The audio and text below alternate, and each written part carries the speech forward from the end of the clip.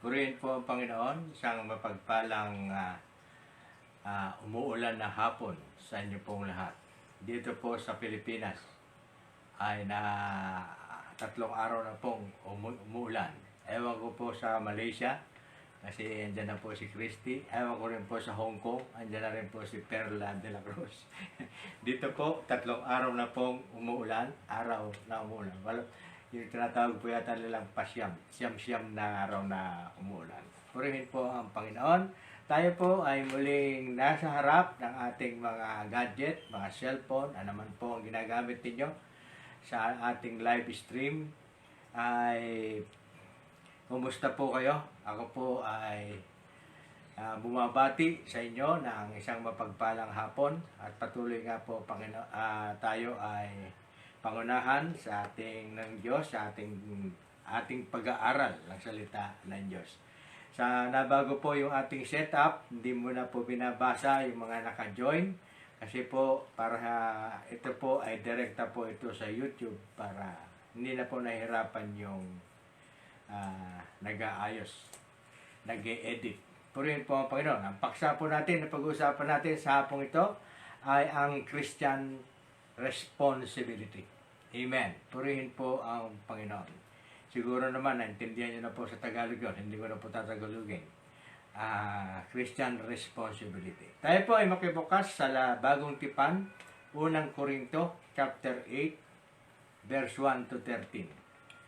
Unang Korinto, sa Bagong Tipan, chapter 8, verse 1 to 13. Doon po sa may mga Bible, sumunod na lamang po kayo sa aking pagbasa at doon po sa walang Bible ay makinig po para kayo po ay karang nagbabasa na rin ng Bible. Purihin po ang Panginoon. Verse 1, ipaliliwanag ko naman sa inyo ang tungkol sa mga pagkaing inihandog sa Diyos-Diyosan. Alam nating may kaalaman tayong lahat. Ang gayong kaalaman ay nagbubunsod sa tao upang magpalalo, ngunit ang pag-ibig ay nakapagpapatibay. Verse 2, ang nag-aakalang may nalalaman siya ay hindi pa nakakaalam ng dapat niyang malaman. Ngunit kilala ng Diyos ang umiibig sa Kanya. Verse 4, tungkol sa mga pagkaing inihandog sa Diyos-Diyosan, alam nating walang kabuluhan ang mga Diyos-Diyosan at iisa lamang ang Diyos. Bagamat may sinasabing mga Diyos sa langit o sa lupa at maraming tinatawag na mga Diyos at mga Panginoon. Verse 6, sa ganang atin ay iisa lamang ang Diyos, ang Ama na lumikha ng lahat ng bagay at tayo'y nabubuhay para sa Kanya. Iisa ang Panginoon, si Jesucristo, sa pamamagitan niya nilikha ang lahat ng bagay at sa pamamagitan din niya ay nabubuhay tayo. Verse 7, subalit hindi lahat ay nakakaalam nito. May ilang nahirati sa pagsamba sa Diyos-Diyosan. Kaya't hanggang ngayon, kapag kumakain sila ng ganitong pagkain, ang akala nila ay handog pa rin sa Diyos-Diyosan ang kanilang kinakain. Palibhasa ay kulang ang kanilang kaalaman, nababagabag ang kanilang kalooban sa pag-aakalang sila'y nagkakasala. Hindi dahil sa pagkain tayo, kaya tayo nagiging kalugod-lugod sa Diyos. Walang mawawala sa atin kung hindi tayo kumain ng gayon o ganitong pagkain. At wala rin kabutihang may dudulot sa atin kung tayo may kumain niyon. Ngunit mag-ingat kayo. Baka ang paggamit ninyo ng kalayaang kumain ng anumang pagkain ay magiging sanhi ng pagkakasala ng may hina pa sa pananampalataya. Verse 10, kung kayo ay may sapat na kaalaman, ay kumakain sa loob ng templo ng mga Diyos-Diyosan at makita kayo ng may hina pa sa pananampalataya, hindi kaya sila mabuyong kumain niyon bilang handog sa Diyos-Diyosan. Kaya dahil sa inyong kaalaman ay napapahamak ang kapatid ninyong mahina pa at maging dahilan din ng kamatayan ni Kristo.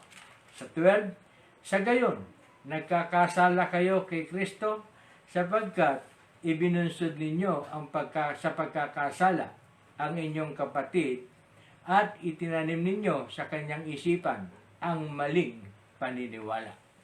Kaya't kung dahil sa pagkain ay magkakasala ang aking kapatid, hindi na ako kakain ng karne upang hindi sila magkasala.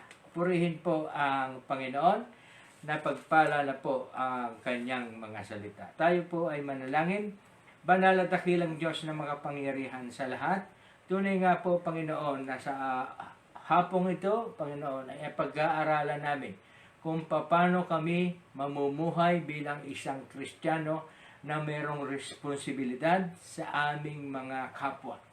Responsibilidad namin, Panginoon, na ang aming mga kapwa na kami ay na kumilala sa iyo ay makaakay patungo sa iyo, Panginoon, sa iyong kabanalan.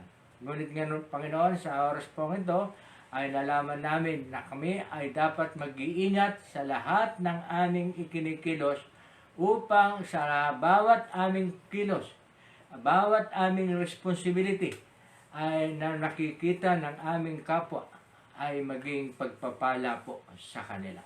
Dalangin ko, Diyos, na samahan mo po kami ng iyong Santo Espiritu, lalong-lalo na, Panginoon, sa lahat po ng nakatunghay ngayon.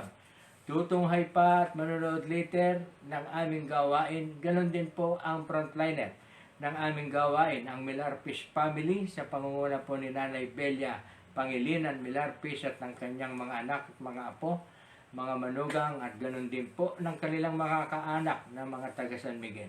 Dalangin ko, Diyos, na hawakan mo po ang aming mga puso at isipan. Buksan mo po ang aming kaisipan sa aral na ito at nawa, Panginoon, ito ay matanim sa aming mga puso at aming maipamuhay. Salamat po, Panginoon.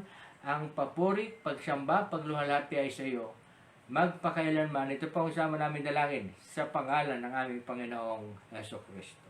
Amen. Purihin po ang Panginoon. Ito po ay tungkol sa responsibilidad ng isang mga mananampalataya sa mga hindi mananampalataya. Ginamit po yung mga pagkain, parang ito po ay example na magiging katitisuran ng mga hindi pa sumasampalataya. Ang alam ko, dito kumuha ang isang denominasyon, yung sila po ay hindi kumakain ng dinuguan. Ang inyong lingkod ay kaya po maitim ay pinaglihi po sa dinuguan ng nanay. Ewan ko po kung totoo yung kung saan ka pinaglihi ay meron pong nakukuhang genes, ano po. Siguro sabi ko po kaya ako maitim dahil nga raw sabi ng nanay, ako po ay pinaglihi sa puto. Kaya lang po nalaglag sa dinuguan. Purihin po ang Panginoon. Hallelujah. Tinatalakay dito ang isang prinsipyo na dapat ipamuhay ng lahat ng mga Kristiyano sa lahat ng panahon. Ano po yung prinsipyong yun? Ang prinsipyong ito ay tumutukoy sa mga kahina-hinalang gawain na maaaring maging tukso sa ilang mananampalataya upang magkasala at maakay tungo sa espiritual na kapahamakan. Amen. Payo ng Apostol Pablo at ng Banal na Espiritu sa mga Kristiyano na laging kumilos na may pag-ibig para sa iba at maaaring mga ilangan ng pagkakait sa sarili. Yung ibig pong sabihin, pagpipigil sa sarili. Ang pagkakait sa sarili ay nangangahulugang pagtatakda ng sariling kalayaan at pagsasaisang tabi ng lahat ng kahina-hinalang gawain upang hindi pahinain ang matapat at matibay na pananalig ng ibang Kristiyano na batay sa mga prinsipyo ng Biblia. In short, huwag po tayong maging katitisuran. Amen? Kung Kung inaakala po ng ating kapwa na masama po o hindi po mainam kumain ng dinuguan, huwag na po tayong kumain. Kumain po tayo ng hindi niya po nakikita. Iyon po yung sinasabi rin ng Bible. Kumain tayo, may kalayaan tayo. Kasi sinabi po ng Biblia sa ating teksto, wala pong masama sa lahat po ng pagkain. Amen. Wala pong masama. Ang masama po, yung nanggaling sa puso, lumalabas sa bibig. Amen. Amen po. Kasi po, ang pagkain ay buhat sa Panginoon at ito nga po ay ating ipinapanalangin at ito nga po ay nagiging karapat-dapat sa ating katawan. Kaya nga po, wala pong bawal. Pero, tingnan niyo po, inahalimbawa rito sa ating teksto yung tungkol sa pagiging maingat sa ating kapwa Kristiyano para hindi po sila matisod sa atin. Kasi nga po, tayo ay mga nakakilala sa Panginoon, kailangan nating mag-akay. Paano po tayo makakaakay kung tayo mismo ay gumagawa ng nakikita nila na hindi nasasalig sa Biblia? Yun lamang po, yung pong introduction. 3 po yung aking inihanda na article. Number 1, ang responsibilidad ay dapat binabalanse ng 3 po. Sa article 1, binabalanse ng karunungan, anong kaalaman, knowledge. Sa English po kasi ito sa English po ito kaya po hindi ko po na Tagalog. Binabalanse po ang responsibilidad ay dapat binabalanse ng number 1, knowledge. Yun po ay ating nabasa sa verse 1 and 2. Yun po, yung tungkol sa knowledge. Purihin po ang Panginoon. Basahin naman po natin ang referral o reference para po sa ating karunungan. Kaya po, binabalanse nga daw po, ang sabi po. Unang Korinto, chapter 1, babasahin po natin ang 18, tatalon po tayo ng 24 to 29. Purihin po ang Panginoon. Sa mga napapahamak, ito po yung sa 18, ang aral tungkol sa pagkamatay ni Kristo sa krus ay kahangalan. Ngunit sa atin na mga inililigtas, ito'y kapangyarihan ng Diyos. Tatakbo po tayo ng 24. Subalit sa mga tinawag ng Diyos, maging Hudyo at Griego, si Kristo ang kapangyarihan at karunungan ng Diyos. 25. Sapagkat ang inaakala nilang kahangalan ng Diyos ay karunungang higit kaysa lahat ng karunungan ng tao, at ang inaakala namang kahinaan ng Diyos ay lakas na higit sa lahat ng kalakasan ng tao. Mga kapatid, alalahanin ninyo ang inyong katayuan nang kayo'y tawagin ng Diyos. Ilan lamang sa inyo ang sa paningin ng sanlibutan ay marunong, makapangyarihan at maharlika. Subalit pinili ng Diyos ang sa palagay ng sanlibutan ay kahangalan upang hiyain ang marurunong at ang mahihina sa turing ng sanlibutan upang hiyain ang malalakas. Pinili niya ang mga tinuturing na hamak, walang halaga at walang kabuluhan sa sanlibutan ito upang pawalang halaga ang itinuturing na dakila sa sanlibutan. Kaya walang maaaring magmalaki sa harapan ng Diyos. Sa Kanya mula ang ating pagkikipag-isa kay Kristo Jesus na ginawang karunungan natin. Sa pamamagitan nga niya'y pinawalang sala tayo ng Diyos, pinapaging banal at iniligtas. Purihin po ang Panginoon. Doon po sa ating karunungan, nalalaman. Purihin po, kaalamang nalalaman tungkol po sa mga bagay-bagay na dapat at hindi dapat ay yun po ay alam na ng mga Kristiyano. Pero po, meron po, dito nabasa po natin, marami pong nagmamarunong. Ay sinasabi po nga po doon kaya nga po naumpisahan dito sa verse 1. Ipinapaliwanag ko naman sa inyo ang tungkol sa mga pagkaing inihandog sa Diyos-Diyosan. Alam natin, natin niyo po alam nating may kaalaman tayong lahat. Ang gayong kaalaman ay nagbubunsod sa tao upang magpalalo. Amen. Kaya nga po, binabalanse po natin tayong mga Kristiyano. Kaya nga po sabi ko doon, ang responsibilidad ay dapat binabalanse ng kaalaman, ng ating knowledge, lalo na mula po sa salita ng Diyos.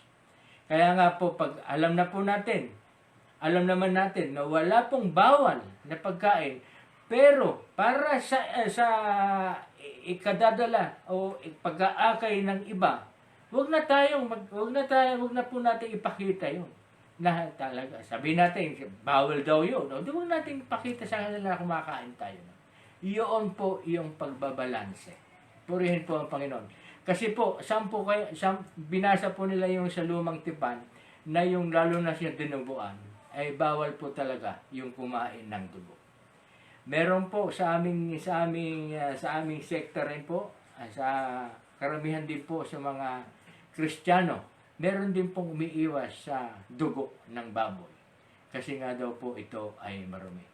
Pero po, merong kaunawaan naman tungkol sa Marcos, na sinasabi sa Marcos, na hindi nga masama ang pumapasok. Kasi nga po ito, lahat ng pagkain ay pagpapala mula sa Diyos.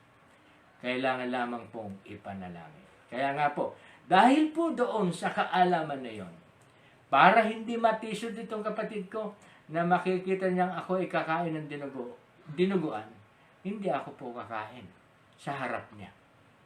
Amen? Nakuha niyo po ibig sabihin? Para nga po tayo ay makasalba ng kaluluwa. Huwag po tayong maging dahilan ng katitisuran. Katitisuran tayo ng ating kapwa. Number 2, ang responsibilidad dapat binabalanse ng pag-ibig. Amen. Purihin po ang Panginoon. Hebreo chapter 6, verse 10 to 12. Amen. Purihin po ang Panginoon. Makatarungan ang Diyos, hindi niya lilimutin ang inyong ginawa at ang pag-ibig na inyong ipinakita at hanggang ngayon ipinakikita sa paglilingkod ninyo sa inyong kapwa Kristiyano. Ang pinakakanais ko na bawat isa sa inyo ay patuloy na magsumikap hanggang wakas upang kamtan ninyo ang inyong inaasahan.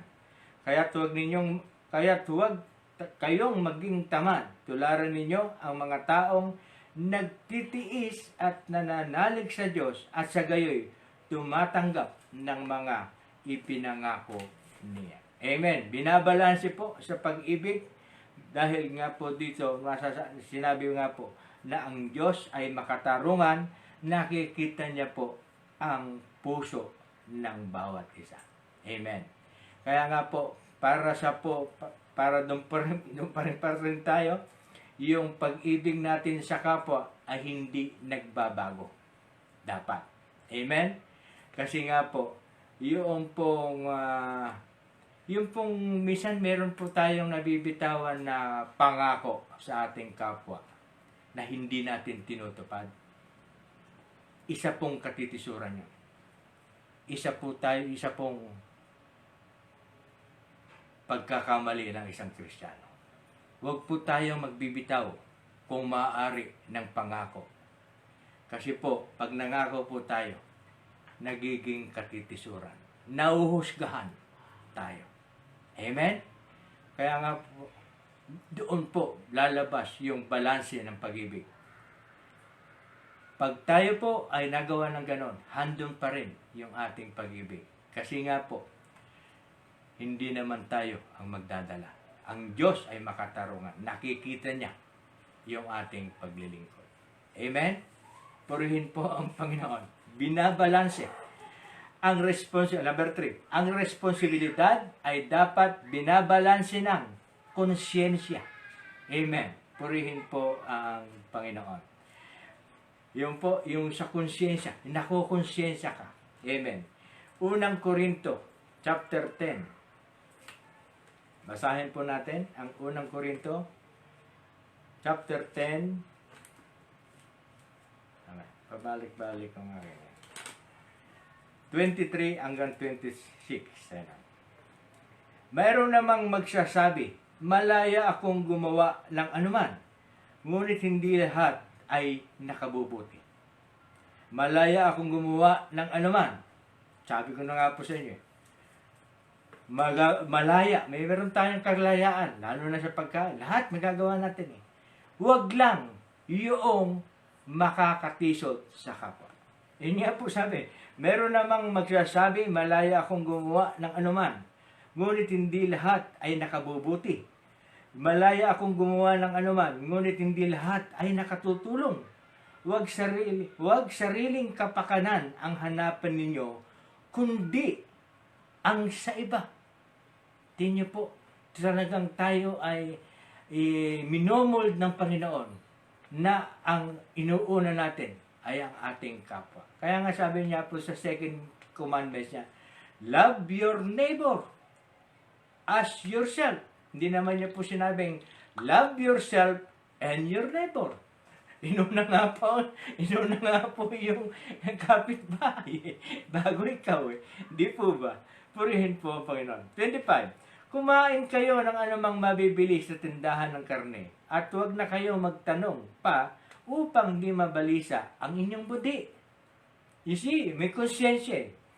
Sapagkat sinasabi ng kasulatan, ang lupa at ang lahat ng naroroon ay sa Panginoon. Amen. Purihin po ang Panginoon. Kaya nga po, nang galing sa Panginoon, yung pagkain, talaga po yun ay pagpapala niya. Amen. Pero, yun po yung ating kalayaan. Yung tayo, dahil nga tayo malaya tayo lang. Pwede tayong, sabi ko nga po, yung mga ngako. Pero, kung maaari, huwag na po kayo mga ngako kung hindi naman ninyo tutuparin. At ito po ay magiging katitisura. Amen? Mamaya po may babasahin akong sa last part ng ating babasahin. At ano ang nararapat sa mga taong kinatitisuran. Purihin po ang Panginoon. Mabigat yung ating aral. Purihin po ang Panginoon. Article number 2. Yung karanasan. Experience should be balanced by caution. Ang ating eksperyensya ay binabalanse sa pamamagitan ng pag-iingat. Caution. Hindi raw po, sabi po, hindi raw po guarantee. O, sabi po, ang number 1, sa na mali po ako ng basa. Number 2, experience should be a balance by caution, sabi po. Ang bawat pagkakataon, privileges, ay hindi katiyakan ng pagtatagumpay. Tingnan mo natin. Bakit po? Hindi raw po guarantee ang isang privileges para tayo ay magtagumpay. Purihin po ang Panginoon. Basahin po natin. Unang Korinto chapter 10 verse 1 to 5. Ano po? Ulitin natin. Baka kayo ikuan. Ang bawat pagkakataon ay hindi katiyakan ng pagtatagumpay. Tama naman po ito pala. Kasi po, huwag po tayong maging overconfident or presumption. Amen. Kasi nga po, maaring, yung sabi ko sa inyo, yung nangangako ay hindi niya nagawa. Huwag nating magiging overconfident doon. Huwag tayong presumption. Kaya po para tayo ay makaiwas. Kaya nga po yung mga experiences na ito ay ang mga nangyayari ay hindi katiyakan ng pagtatagumpay. Amen. Sabi po sa verse 1 ng chapter 10 po ng unang Korinto. Pansinin niyo po, ang reference ng chapter 8 ng unang Korinto, ang reference niya ay chapter 10. Buong chapter 10. Purihin po ang Panginoon. Kaya gagano lang po tayo ng Bible. 8:10, 8:10. Purihin po ang Panginoon. Ibig kong malaman ninyo, mga kapatid, ang nangyari sa ating mga ninuno na sumunod kay Moises. Silang lahat ay nalaliman ng ulap sa kanilang paglalakbay at tumawid sa dagat na pula. Sa gayon, nabautismuhan silang lahat sa ulap at sa dagat bilang tagasunod ni Moises. Kumain silang lahat ng iisang pagkaing espiritual at uminom din ng iisang inuming espiritual mula sa batong espiritual na sumubaybay sa kanila, at ang batong iyon ay si Kristo. Gayon pa man, ito nga sinasabi ko, hindi kinalugdan ng Diyos ang marami sa kanila, kaya't nagkalat sa ilang ang kanilang mga buto. Experience daw po ay should be balanced by caution. Ang bawat pagkakataon ay hindi katiyakan ng pagtatagumpay.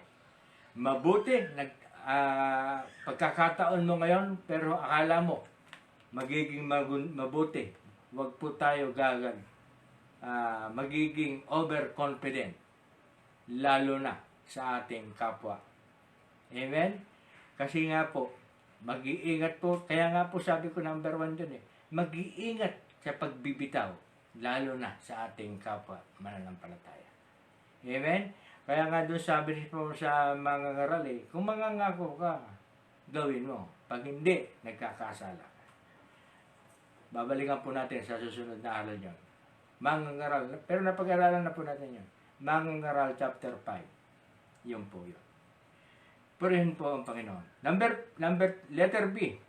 Ang mabuting simula ay hindi guarantee o katiyakan na magandang katapusan. You see? Amen? Baka ngayon, parang ngayon overconfident na tayo ay nasa Panginoon. Pero tayo pala ay nagiging katitisuran. Bandang huli, tayo pala ay hindi mapupunta sa kaligtasan. Kaya nga ang pinag-uusapan natin, Christian responsibility. Yung responsibilidad natin sa kapwa, pag-ingatan natin yun. Amen. Hallelujah. Ito nyo po yung aral na ito. Ito po ay nasa libro, ipinapasa ko lamang sa inyo. Kaya pare-pares po tayo natututo rito. Purihin po ang Panginoon. Ang mabuting simula ay hindi guarantee o katiyakan na magandang katapusan. Tutuloy na po natin. Natapos po tayo sa 5. Babasahin naman po natin ang 6. Ang sabi po, ang mga nangyaring ito'y babala sa atin upang huwag tayong magnasa ng mga masasamang bagay gaya ng ginawa nila. Yun nga po yun.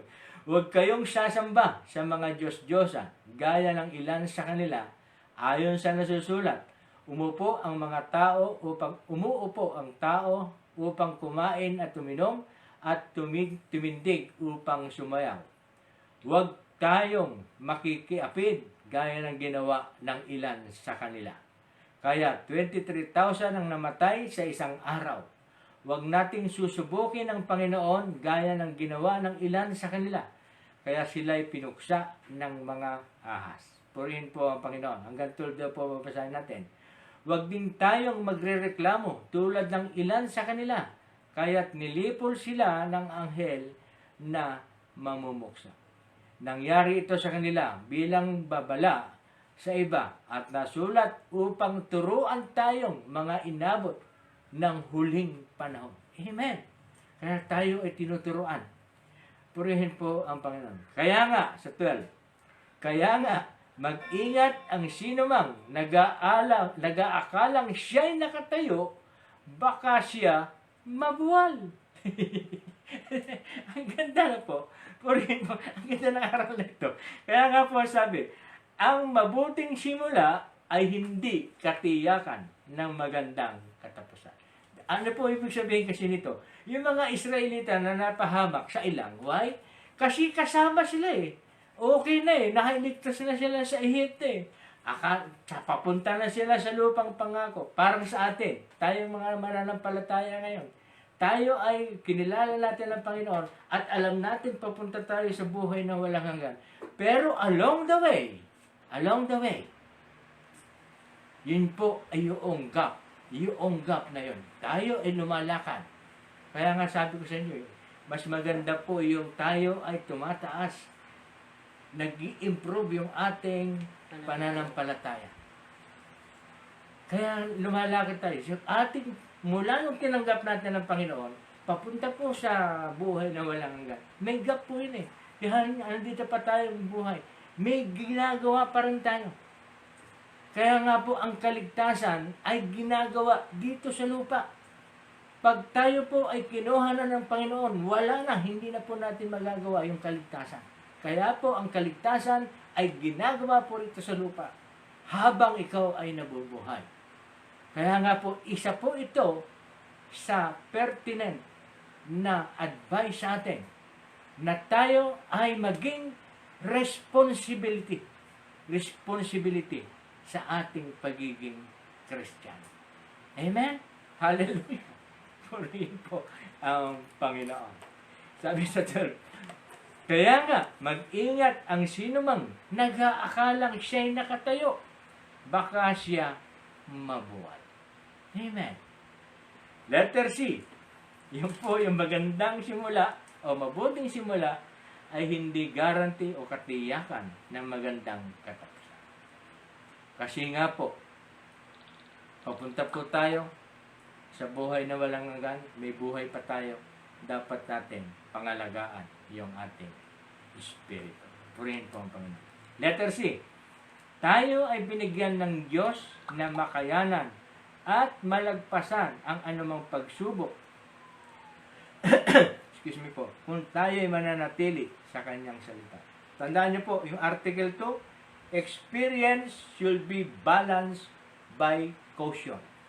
Dito po, sabi po, binibigyan tayo ng Diyos na makayanan at malagpasan ang anumang pagsubok.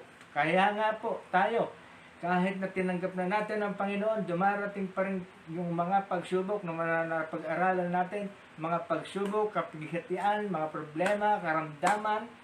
Pero, tayo ay kanyang binigyan ng kakayanan upang tayo ay manatili sa kanyang presensya.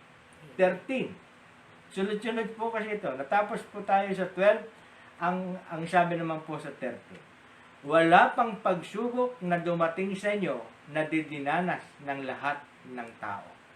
Tapat ang Diyos at hindi niya ipahihintulot na kayo'y subukin ng higit sa inyong makakaya. Sa halip, pagdating ng pagsubok, bibigyan niya kayo ng lakas upang mapagtagumpayan nyo. Balik po tayo doon po sa pagkain, sa 8. Kaya nga po, yung tayo ay gusto natin. Katulad ko nga po sa inyo, sabi ko sa inyo, ako pinagli sa dinuguan Paborito kong dinuguan gusto mong kumain, matitisod naman yung iba.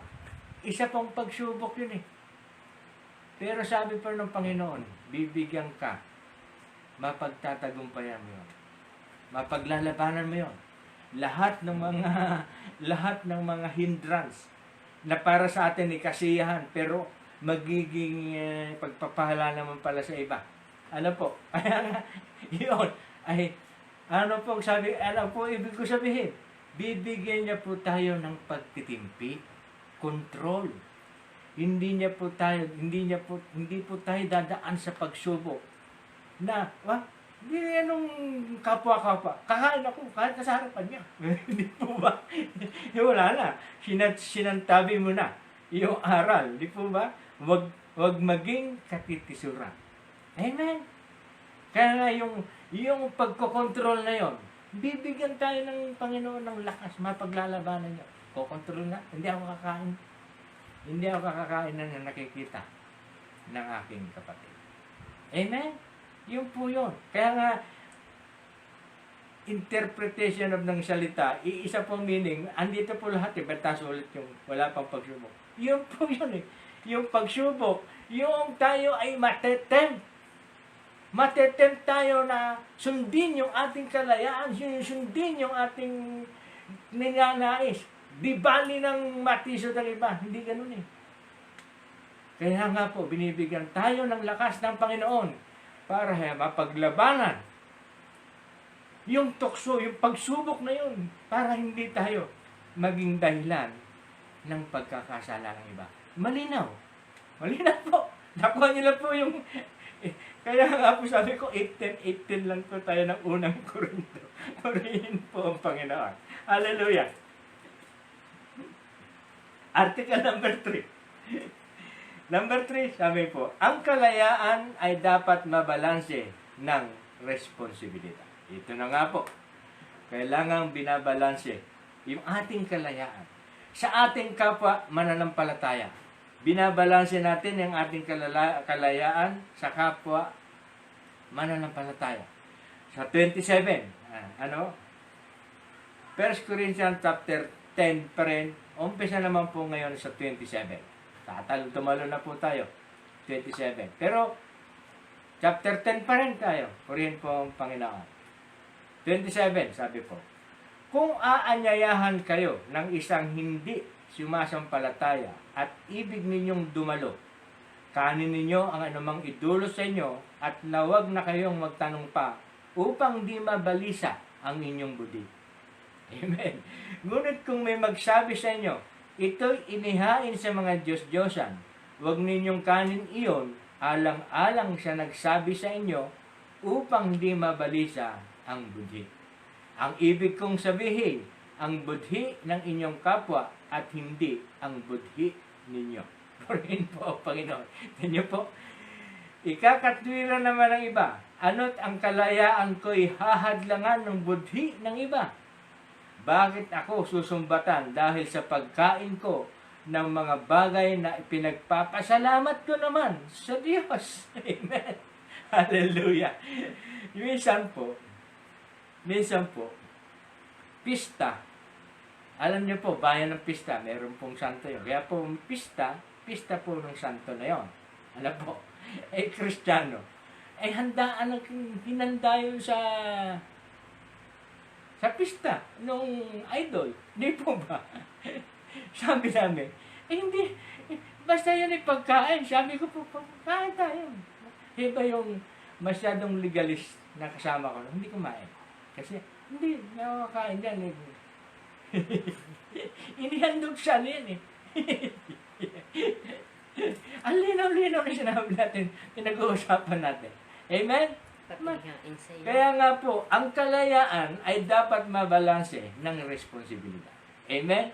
Sa ating kapwa mananampalataya.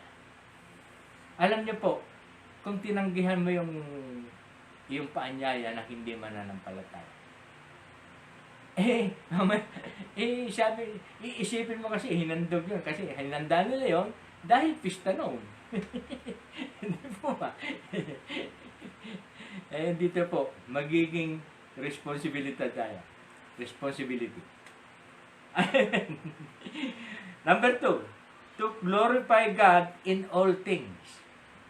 Ito po ay para sa ikararangal ng Panginoon. Sa 31, kaya nga, kung kayo'y kumakain o umiinom o anuman ang ginagawa ninyo, gawin ninyo ang lahat sa ikararangal ng Diyos.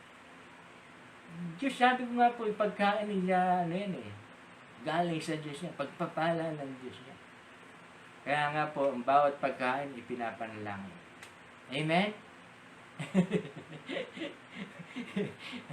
Talagang, sabi ko nga, meron pa nga, alam niyo po, pag mahal na araw, kasi po, nagpupunta po ako minsan napunta po ako sa puntod ng aking ina. Ang aking ina ay nailibing po sa South Cemetery sa Manila.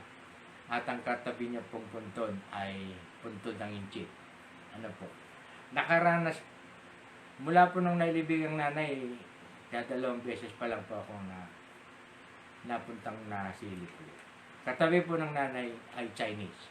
Alam niyo po, yung mga Chinese, ang daming pagkain, nalagay nila sa harapan nito. Iiwanan na yun. Kinakain ng mga supulterera pag-alis. Malinis po, may takip eh. May takip eh. Tsaka mga good na pagkain eh. Saan po inala yun? Sa patay? Responsibility. Amen. Nasa sa atin na po yun. Atin na pong responsibility. Purihin po ang Panginoon. Number 3. is to win soul for good, for God. Kalayaan ay dapat mabalanse ng responsibilidad para makaakay ng kaluluwa para sa Panginoon. Sabi po sa 10:32 and 33. Purihin po ang Panginoon. Huwag kayong maging sanhi ng pagkakasala ninuman ng mga Hudyo, ng mga Griego, o ng mga kaanib sa Iglesia ng Diyos. Ang sinisikap ko na may magbigyang kasiyahan ang lahat ng tao sa bawat ginagawa ko. Hindi ko hinahanap ang sarili kong kapakanan, kundi ang kapakanan ng marami upang maligtas sila. Maging responsable. Amen. Kaya nga po, yung ating, sabi ko na nga po sa inyo, kumain tayo. Pero kung ikatitisod, huwag na tayong kumain. Pero wala namang ikatitisod, kumain lang po tayo. Huwag po nating isipin na ito po ay inalay sa Diyos-Diyosan. Ang totoo, wala naman pong sa una ng binasa natin, wala naman pong kapangyarihan yung mga Diyos-Diyosan na pinag-aalayan nila. Wala po namang halaga yun. Pagkain pa rin yan. Sana po kung yun ay inalay nila sa buhay na Diyos at hindi po sa mga idol na yon, maala pa, hindi ako kakain. Amen? Malinaw. Ano po? Purihin po ang Panginoon. Tayo po ay conclusion. Sana po may natutunan tayo.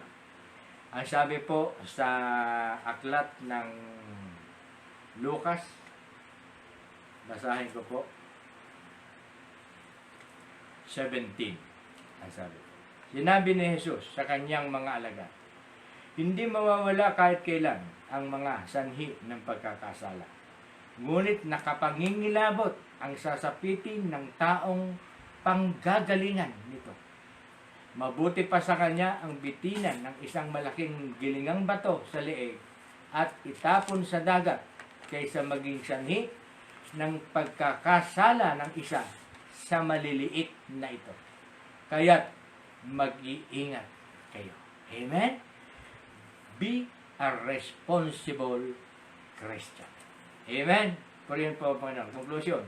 Yung mga ibinabatay ang kanilang karapatang gumawa ng kanilang bagay sa kanilang kaalaman at ganap na pangunawa ay nagpapakita na sa katunayan hindi pa nila alam ang dapat nilang alam. Kaya nga po, dapat nga po maging maalam tayo sa salita ng Diyos. Katulad po nito, nung araw, nung sinabing bawal, hindi ako mababa. Pero nung mabasa ko po ito, pwede naman po palang kumain. Amen. Purihin po ang Panginoon. Ang ating karunungan sa buhay na ito ay laging di ganap at di lubos. Sa magkatuwid, ang ating mga kilos ay kailangan munang ibatay sa pag-ibig sa Diyos at sa iba. Kung pag-ibig ang ating tunay na batayan, tatanggihan nating lumahok o humimok sa anumang gawain na maaaring mag-akay kahit nasa isang mananampalataya upang matisod at magtungo at sa walang hanggang kapamakan. Ang sinumang namumuhay ayon sa tuntunin ng pag-ibig ay ang mga kilala ng Diyos. Amen? Hallelujah. Tayo po ay nasa biyaya ng Panginoon. Tayo po ay may kaalaman mula sa Kanya. Lahat po ng mga alam ng iba, niya po sinasabi natin din na ang nag-aakalang may nalalaman siya ay hindi pa nakakaalam ng dapat niyang malaman. Yun po sa verse 2 ng ating teksto. Yun po ay nag-aakala na sila, ito'y bawal-bawal. Hindi po pa kasi sila nakakatunghay na ang nagpapasama sa tao ay ang lumalabas dito, kundi siya pumapasok sa ating bibig. Sino po nagsabi nito? Purihin po, Panginoon. Yun po yung sabi po ng ating secretary, Ate Sister Oring. Tayo po idadako sa ating pananalangin. Hallelujah. Sana po naunawaan ninyo po yung tungkol sa maging responsibilidad na Kristiyano. Mabigat po yung ating kung tayo po yung nagdadala, tayo po ay dapat maging huwaran. Purihin po ang Panginoon. Hallelujah. Tayo po ay manalangin. Hallelujah. Banal at dakilang Diyos na makapangyarihan sa lahat, tunay nga po Panginoon na kami ay patuloy na nagpupuri, nagpapasalamat, dumadakila at sumasamba sa iyong pangalan. Tunay nga po Panginoon na napakabigat pero very informative yung aming napag-aralan ngayon, yung tungkol po sa mga pagkain, tungkol po sa aming responsibilidad, sa aming mga kapwa, hindi lamang mga sa kapwa mananampalataya, kundi sa aming mga kapwa, lalong-lalo na yung wala pa po sa Panginoon. Tunay nga po Panginoon na kami ay pakakitaan ng isang maging halimbawa para nga po Panginoon na kami ay makaakay ng aming kapwa patungo po sa iyong paanan na nagdudulot ng kaligtasan. Salamat nga po, Panginoon, sa patuloy mo pong pagsusubaybay kila Jocelyn Milarpis, Teresita Milarpis, King Dorian Ilustrisimo, Evangeline Milarpis, Rosela Vanessa Santos, Amelia Milarpis Santos, Rodel Gatchalian Palan and family, at si Sherwin Castro, mga ating pong mga nakasama na po ito sa ating gawain. Kasama rin po sila Jelay Pardillo, Marvin Pangilinan, Perla Reyes de la Cruz, Christy Amoyo, Rodolfo Singh, Nancy Enriquez, Dalia de la Cruz, Gloria Bravo, Mayan Rase Gonzales, Milet Panganiban, Rosalie Nicolas Diron, Pastor Don de la Cruz, at Eva Pagaduan Aris. Lord, dalangin ko Diyos na sila nga po Panginoon na nakasama namin ang iyong gabay at patnubay po sa bawat isa. Ano man po, Panginoon, ang kanilang mga ninanais, kahilingan na gusto nilang mapaabot sa iyo, ay abutin mo nga po, Panginoon, ang kanilang mga ninanais. Dalangin ko rin po, Panginoon, ang kanilang mga kalusugan at kalakasan, pagpapala po sa kanilang mga kaanak at pagpapala po din po sa kanilang mga hanap buhay. Ganon din po, Panginoon, malayo sa anumang karamdaman, lalo na po sa COVID. Salamat din po, Panginoon, at patuloy kang namungusap sa mga kila Rodel Gatchalian Palan, Evangeline Milarpis, Sherwin Castro, Christy Amoyo, Jelay Pardillo, Perla Reyes de la Cruz, Rosalie Nicolas Deron, Perla Reyes de la Cruz, na ulit, Jelay. Ito nga po, mga sharer, Panginoon, patuloy mo nga po, Panginoon, na sila ay iyong gamitin sa kanilang mga gadget, ang kanilang mga talino, ang kanilang pagkakataon, na sila nga po, Panginoon, ay maging kaparaanan ng iyong mga pagpapala sa kanilang mga mahal sa buhay, sa kanilang mga kaibigan, sa kanilang mga malalayong kaanak, Panginoon, na kanilang friends, sa kanilang mga Facebook at YouTube, at ganoon din po sa Instagram. Ano man po, Panginoon, ang kanilang layunin, Panginoon, sa kanilang mga buhay, ay abutin mo nga po, Panginoon. Ninanais po nila ay abutin mo po, ano man po, Panginoon, ang kanilang kahilingan. Dalangin ko, O Diyos, ang iyong patuloy na pagpapala po sa kanilang pagsishare ng aming gawain. Tunay nga po, Panginoon, na ikaw ang siyang maparangalan sa kanilang mga buhay. Ganon din po, Panginoon, dalangin ko rin po ang pagpapala at pag-iingat mo sa lahat po ng sumusubaybay, nanonood, sa kanilang mga share na ito, sa mga nag-share na ito, Panginoon. Patuloy ko din po silang itinataas ang iyong pagpapalag, pag-iingat, kalakasan at kalusugan. Ganon din po, Panginoon, sa lahat po ng kanilang mga mahal sa buhay. Patuloy din po namin itinataas sa iyo, Panginoon, ang mga healing and recoveries para po kala Francis Pulido, Ate Merle de Belen Paulino ng Accounting Office ng Kapitolyo, Violeta Amoyo and Leti Lacandaso, at Ate Aida Apostol na nasa San Jose City. Dalangin ko, Diyos, ang kagalingan na po sa bawat isa sa kanilang mga karamdaman, makarecover po at muli nga po, Panginoon, na bumalik ang kanilang mga kalakasan. Ganon din po sa request po nila Eva Pagaduan Aris at Alex Torres ng Pampanga ng salvation po para sa kanilang mga pamilya. Tunay nga po, Panginoon, na madala na po nila. O hipuin mo po, Panginoon, ang kanilang mga mahal sa buhay. Na ikaw nga po, Panginoon, ang kumilos sa kanilang kalagitnaan upang ikaw nga po, Panginoon, ay kanilang makilala at tanggapin bilang Panginoon sa kanilang mga buhay. Ganon din po kila Pastora Eileen ng Paumbong at ang kanyang mga worker, Panginoon. Patuloy po nga po silang itinataas ang kanilang mga kalusugan, mga spiritual growth. Ganon din po, Panginoon, mga pagpapala po ay sumakanila.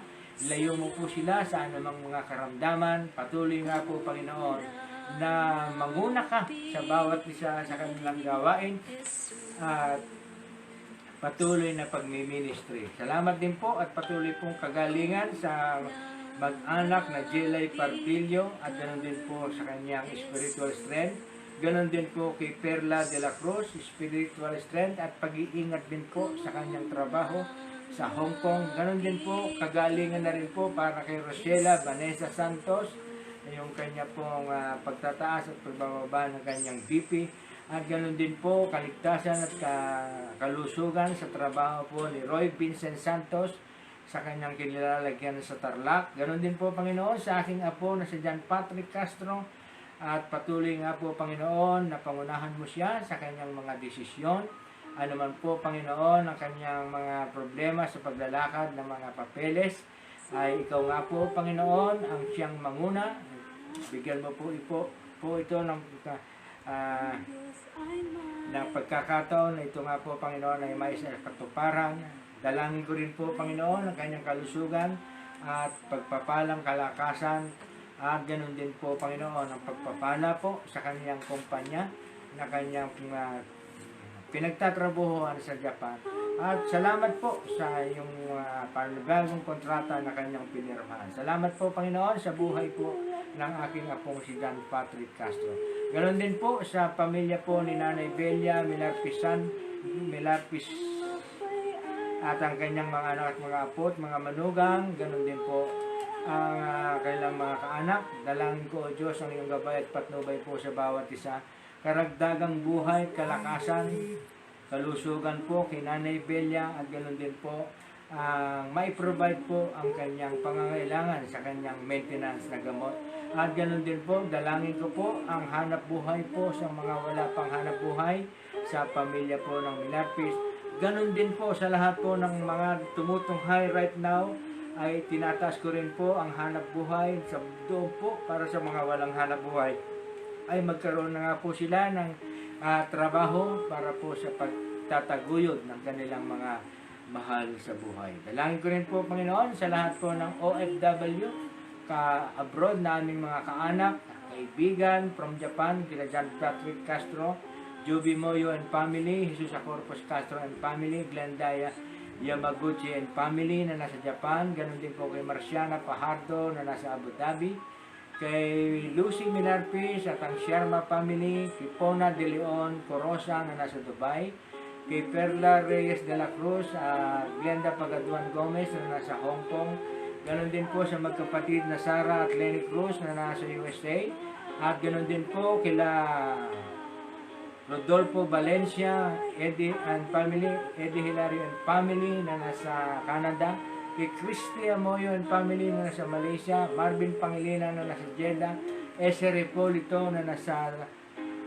Norway. Ganon din po ang mga nasa Australia, kay Jane Baniked and family. Ganon din po sa aking mga pamangkin na si Heidi Apostol, Francis Pulido, Danilo Apostol. Salamat po, Panginoon, sa bawat isa, Panginoon, sa lahat po ng aking itinaas na mga kaanak, kaibigan, na patuloy nga po, Panginoon, na sila ay iyong patnubayan, pagpapala, kalakasan, kalusugan po sa bawat isa, at patuloy nga po, Panginoon, na sila ay subaybayan mo. Ganon din po sa kanilang pagpapala, sa kanilang mga hanap buhay, pagpapala din po sa kanilang mga mahal sa buhay. Ganon din po sa lahat po ng aking mga batchmate, elementary and high school na nanonood, sumusubaybay ng aming gawain, at ganon din po sa mga kaanak at kaibigan na nanonood din po at nag-view later ng aming gawain. Dalangin ko rin po, O Diyos, ang iyong pagpapala at pag-iingat kalusugan at kalakasan din po sa bawat isa, pagpapala din po sa kanilang mga hanap buhay. At sa aming Governor Daniel Fernando, sa aming Vice Governor Wilhelmino C. Alvarado, sa lahat po ng empleyado ng accounting office sa pangunguna po ni Ma'am Marites Prehinal. Patuloy nga po, Panginoon, na sila ay iyong gabayan. Patuloy din po, Panginoon, ang hiling ko ng karagdagang kalakasan sa bawat isa, pagpapala at karunungan na nanggagaling sa iyo, at higit din po, Panginoon, ang protection mo laban sa COVID. Salamat po, Panginoon. Tunay nga po, Panginoon, na napakabuti mo. Binibigay mo sa amin yung aral bilang isang maging responsible Christians, Panginoon. Higit, Panginoon, yung aming kalayaan ay hindi po masupil ng responsibility. Bagkus, Panginoon, ang responsibility ay masupil ng aming kalayaan. Salamat po, Panginoon. Patuloy nga po, Panginoon, na kami ay iyong palakasin sa aming mga patuloy na pag-aaral na iyong salita, patuloy na pagdaragdag ng kaalaman tungkol nga po sa iyong salita. At tunay nga po, Panginoon, na kailangan namin ang mga salita mo, Panginoon, na patuloy namin pinag-aaralan, patuloy namin pinagbubulay-bulay, upang, Panginoon, ang aming buhay dito sa lupa, na habang ikaw ay aming hinihintay, ay mapunta po, Panginoon, sa tamang landas patungo po sa kaligtasan inilaan mo sa amin. Salamat po, Panginoon. Patuloy po ang aming papurit, pagsamba, pagluwalhati, at pagdakila sa iyong karangalan magpakailanman. Dito po ang sama namin dalangin sa pangalan ng aming Panginoong Hesus Kristo. Amen. Purihin po ang Panginoon.